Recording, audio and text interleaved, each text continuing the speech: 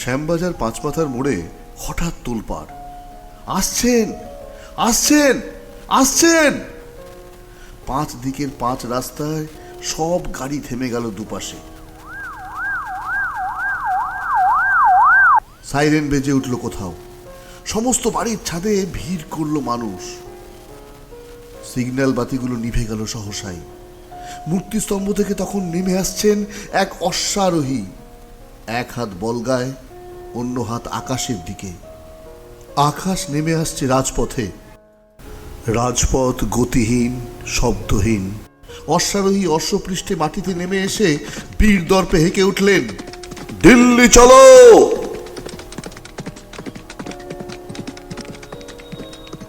তারপর অশ্বখুরের শব্দ জেগে উঠল।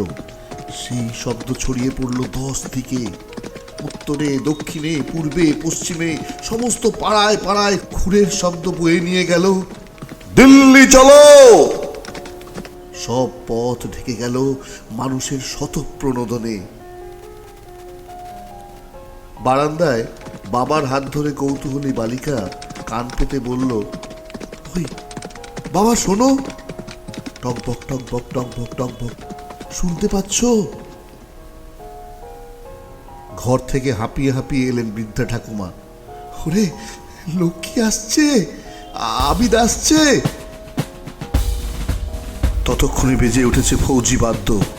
রাস্তায় একদল যুবক গেয়ে উঠেছে সমস্বরে, কদম কদম বাড়ায় যা। চারপাশে আর কোনো শব্দ নেই, কোলাহল নেই। নিকটে এগিয়ে আসছে দ্রুত অশ্বধ্বনি। অশ্বারোহীর এক হাতে বীরত্বের প্রত্যয়ী বলগা, অন্য হাতে উত্তোলিত ইত্তেহাদ, এতেমাদ, কুরবানি। বালিকা সোৎসাহে বলল, শুনছো বাবা? উচ্চ কণ্ঠ তখন খুব কাছাকাছি। দৃপ্ত উচ্চারণ ধ্বনিত হয়ে সামনে এলো। বিউগল বাজালো কেউ। তারপর আবার দূরে, আরো দূরে, আরো। বর্মায়, আফগানিস্তানে পৌঁছে গেল সেই উদাত্ত আহ্বান। পৌঁছে গেল রাশিয়া, জাপান, ইতালি, জার্মানিতে। তোমরা আমাকে রক্ত দাও! বালিকা হাততালি দিয়ে উঠল, স্বাধীনতা, স্বাধীনতা! শ্যামবাজার পাঁচমাথার মোড়ে আর কোনো অপ্রত্যাশিত যানজট নেই। তারপর দ্রুতগামী শহরের নিঃশব্দ মূর্তিস্তম্ভে তিনি এসে উঠেছেন আবার। এখনো ছুটতে চান, ছুটতে চান, ছুটতে চান।